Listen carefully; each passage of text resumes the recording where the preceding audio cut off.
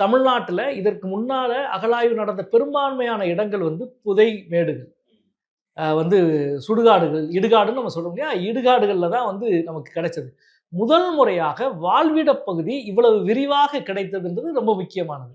எனவே அது முதல் ஆண்டும் 2 ஆண்டும் நடக்குது. 2வது ஆண்டு நடந்த பொழுது என்ன செய்யணும் ஏஎஸ்ஐ, அடுத்து 3வது ஆண்டு 4வது ஆண்டு அது எக்ஸ்டெண்ட் பண்றதா யூசுவல். எக்ஸ்டெண்ட் பண்ணி அது முழுமை இது என்னன்னு கண்டுபிடிக்கணும். அவங்க உண்மையான அகழாய்வுடைய நோக்கம் என்பது அகழாய்வு வரலாற்றை புதிய பகுதியை ஆய்வு செய்து கண்டறிந்து சமகால மனித சமூகத்துக்கு கொடுப்பது. எனவே 2 ஆண்டுகள் அவர் இவ்வளவு பெரிய சிறப்பான ஒரு விஷயத்தை செய்த உடனே 3வது ஆண்டு அவர் வந்து உடனடியாக 3வது ஆண்டு அகழாய்வு நிறுத்தினாங்க அவங்க.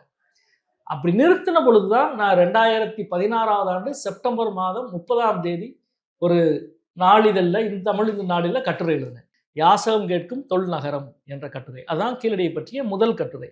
இந்த நகரம் உங்ககிட்ட பிச்சை கேட்குதுரா, ஒரு பழமையான நகரம் அப்படின்னு. ஏன்னா இங்கே இருக்கிற பொருட்கள்லாம் மைசூருக்கு போகுது, கைவிட்டாங்க அகழாய்வையும், தயவுசெய்து ஏதாவது செய்யுங்க அப்படின்னு சொல்லி தான் அந்த கட்டுரை.